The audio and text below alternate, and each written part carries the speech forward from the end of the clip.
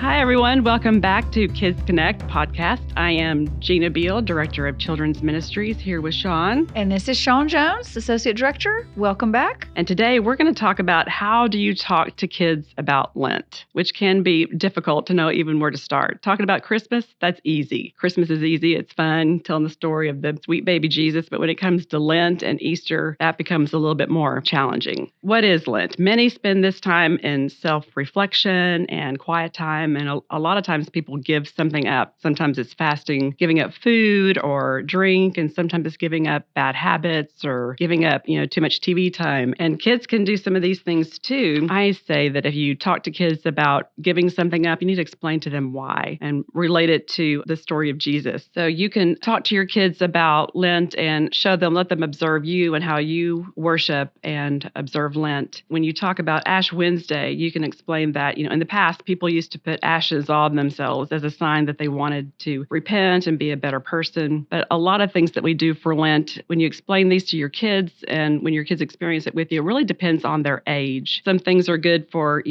little preschoolers, and some things are not, and some things are better for older kids. So I've got some information from a couple of really great articles. One is from Debbie Kalaki from Practical Resources for Churches, and another, I found a good article from Joe Iovino from United Methodist Church Communications. So I want to give them a shout out for that. They call the ages 3 to 5 the age of fantasy. So this is not a time that you want to really give graphic details about the violence of the cross. Preschoolers have a vivid imagination, and talking about too many details about Holy Week and Good Friday can be frightening to them. I mean, frankly, it's frightening to me and can keep them awake at night. So instead of saying Jesus died for you, which may cause a child to feel guilty, you could say Jesus died because he loves you. He died because he loves you and me, and leave it at that. And then when you get into the ages of like 6 to 9, they call that the age of questioning. And although kids at this age can tolerate more details, I would say still some of the excruciating details about the nails and the cross. Kids can learn the sequence of the events in Holy Week and some of the details without getting into a lot of the really horrific details. But really, your kids better. Not every kid is built the same. So some kids are more sensitive than others and can handle the information. So just know your kid, know their age, and I always say trust your gut. And then when they get into 10, 11, 12, 13, then they can handle a lot more. They call this the age of intensity. So they're ready to know more and understand more and ask different questions. So really, the bottom line is, I would say, always tell the truth about the events of Holy Week. I think that's important, but explain it in a way that's appropriate for their age and for their level of sensitivity. And what they're ready for. 100%. I think one of my favorite things that the author said was, and you know this from just having children,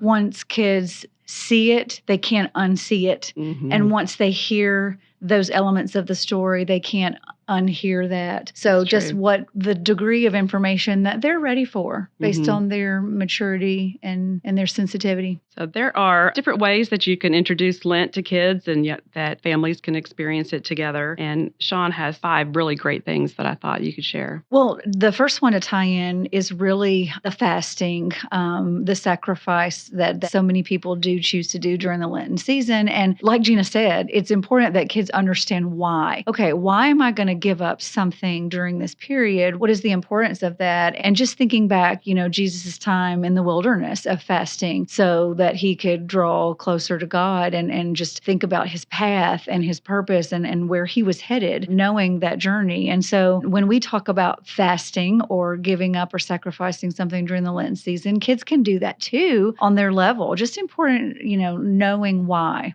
they're doing that. So if I'm going to give up soda, or if I'm going to sacrifice sweets or something to that effect, you could also think it in terms of not having a food item. What if it's like, I'm going to give up video games after school, Mm-hmm. one day I a like that week? one. Or instead of going to get coffee today, I'm going to take all the money that I would have spent on coffee going out every day, and I'm going to put that in a jar, and I'm going to give that to a charity maybe that does something purposeful and meaningful to help children. Mm-hmm. Or even thinking of it, instead of taking away something in the fasting, adding something in, such as I am going to spend this amount of time time every day reading my Bible or praying for someone. So there are lots of different ways you can think about the fasting component. But another thing that kids love to do and they want to do are activities and crafts. And yes, we do things like that in Sunday school with kids, but really think about the meaning of why we do it and the reasoning. So as you think about different elements, of Holy Week and things that we do during the Lenten season, if kids are crafting something, whether they're,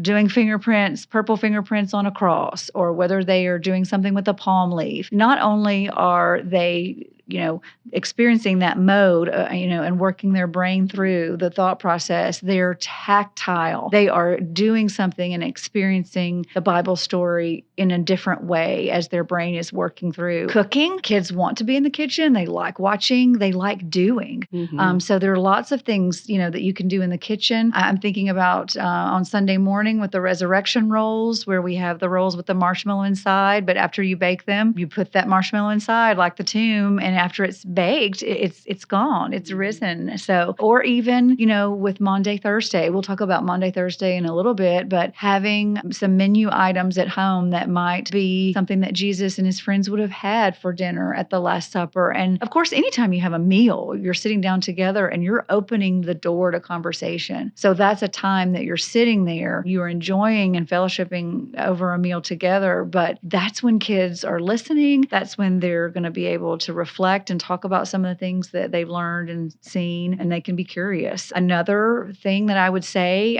books. We have an entire section in our children's library here, but also lots of things online. There are books that are fun and creative, like Easter through the donkey's point of view, who carries Jesus into Jerusalem. There are books that people are very familiar with, such as The Three Trees. So books are a great way to share with your children more of the Lenten story. And the last thing I would add is just audio-visual videos. I mean, kids today are so visually inclined. You can catch their attention with something that they can see and hear and just capture those senses. And so videos are great. I will preface this by saying it's coming out. We haven't seen it, but I'm super excited that a movie is going to be released this year, right in time for Holy Week, The King of Kings. And it's The People That Brought You, The Chosen. So we have not seen it again, but I'm going to be there on opening night. So that's a great way to give your child some open avenues and open up the lines of communication about what does Lent mean. If you're looking for other activities to do with your kids, we've got a Lenten calendar that we are going to post. You can find it in the description of this podcast, or you can contact us directly through the webpage and I'll send it to you. But it's got ideas for things you can do each day of Lent with your kids. And let's keep it real. Is anyone really going to be able to do something every single day? Probably not. But pick the days that work for you and do what you can. And you may like some ideas and not like others, but it's got some great things to kind of guide you and your kids through activities and conversations through the season of Lent. And there are a lot of Lenten symbols that you can use when teaching your kids about Lent and Holy Week. And I love the resurrection rolls. They're really good too, besides being a good example of the empty tomb. But I thought this was really fun. They said the pretzel is the symbol of Lent, and there's evidently a fun legend, and I emphasize legend with it. But the legend is that a monk made special bread without eggs or milk, because they didn't use these in Lent, and shaped it so it would look like the arms of someone praying. And in those days, people often prayed with their hands crossed over their chest. You can find many activities online related to the legends of pretzel, but that's kind of fun. The image of a pretzel to look like a posture of prayer. And then water is definitely a Lenten symbol, and you could get your kids some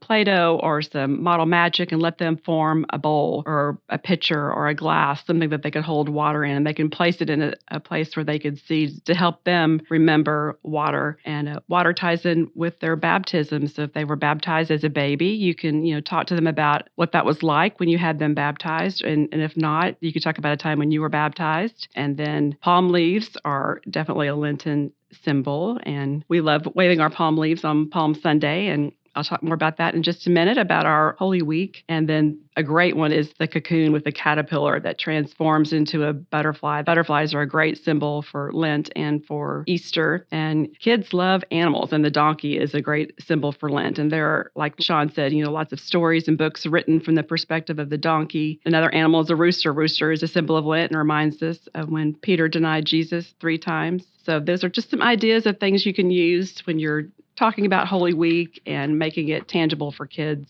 So one thing about Holy Week, we have Palm Sunday, Gina, and the kids are here, and we have this great celebration entering the sanctuary, and we wave palm leaves and branches, and then the next Sunday is Resurrection Easter Sunday. So from Sunday to Sunday, if that's what children get, if that's all they hear, they're really missing huge components of the Easter story. Talk about the things that we have going on here on our campus and things that tie in through those events between Palm Sunday and Easter Sunday. You're right. A lot of times in our curriculum, we end up talking about the events of Holy Week in the weeks prior to Palm Sunday, just so we can get those stories in for the children. But the actual events of Holy Week, and if your kids only come on Palm Sunday and Easter, I mean, those are the happy things, the fun things. It's Palm Sunday is fun to come through and wave into your palms, and Easter, of course, is a happy day. But it is important, again, depending on the age and the sensitivity of your child, to talk about the events of Holy Week. So Maundy Thursday, the Last Supper. So you can bring your kids to, I think our Maundy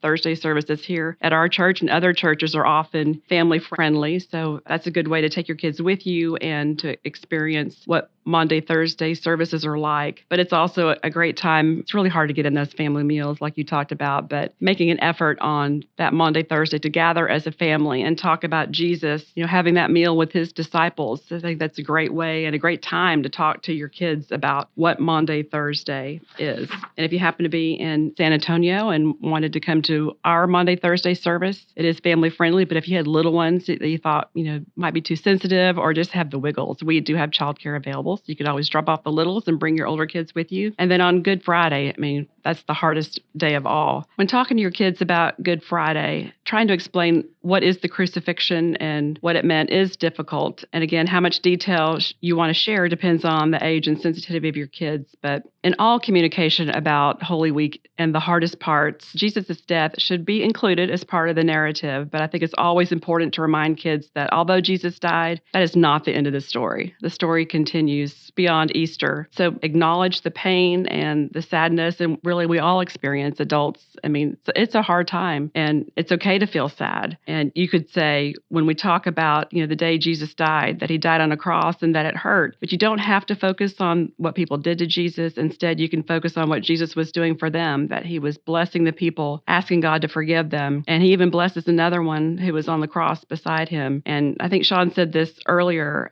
but it's important to remember that kids can't unsee images or unhear words. So work hard to be honest without being overly graphic with children. So when you get older, they can handle that more. But frankly, even me as an adult, I'm kind of sensitive and I don't really like hearing all that too. So it's a balance between being honest and sharing things that are in a way that are not going to, traumatize them and give them bad dreams. But it's okay to remind kids that sometimes we feel sad and that it's okay that God is with us even in our sadness. And I came across a great activity that's, kind of a good connection leading up to Easter. When you teach children about grief, you could talk about, some call it the Wailing Wall, some call it the Western Wall in Jerusalem. And people often, write their prayers and tuck them into the wall. And a way to help kids understand that is you could have them build a prayer wall out of Legos. And once your wall is built, you could have them write prayers and tuck them into their wall of Legos. And then on Easter Sunday, you could pull them out, and there are instructions. You can, if you're on Pinterest, that's a good place to find ideas for this. And they suggested pulling out the prayers and folding them into butterflies and then hanging them. You could string them and make, garland for around your house, or you could tape them to your window. That could be something fun to do. And then there's Easter Sunday, which we often refer to as Resurrection Sunday. And it's important to teach the kids the true meaning of Easter, that it is not about the Easter bunny and candy and Easter egg hunts, even though we do an Easter egg hunt, but it is important to balance that out with the real reason we celebrate Holy Week and really what Easter Sunday means. The events of Maundy Thursday and Holy Week are hard to hear and tell, but they are important parts of understanding what Easter is. That although Jesus died, that he came back to life, he is resurrected, and it is not the end of the story. So that was a lot of information, but maybe if you took away a nugget or two to incorporate into your family time during the season of Lent, that'll be helpful to you. And if you're in the San Antonio area, we would love for you to come join us for any of our Holy Week services. we have Palm Sunday processional at our church in our children's wing. We assemble, we have palm branches that we wave triumphantly through both services and just in a celebration of Jesus' triumphant entry. So all are welcome to come and participate in that. Just come to service a few minutes early and find us in the children's wing to line up. And then, of course, on Easter Sunday, we are in celebration for the risen Savior, and we run Sunday school both hours. So if you're here, we would love for you to come and visit with us. And don't forget about the Lent calendar that we mentioned that we have made available. We'll have that in the podcast description. It's got additional activities that we did not mention here. Bye, everybody. Bye-bye. Thanks for joining in. Thank you for listening to this episode of Kids Connect. Don't forget to follow or subscribe to the podcast so you don't miss a single episode. If you have any questions, email us at podcasts@ahumc.org. That's podcasts@ahumc.org. You can also visit our website, ahumc.org, anytime. Any related links are also in this episode's show notes. Again, thank you so much for being a listener. We truly appreciate your time.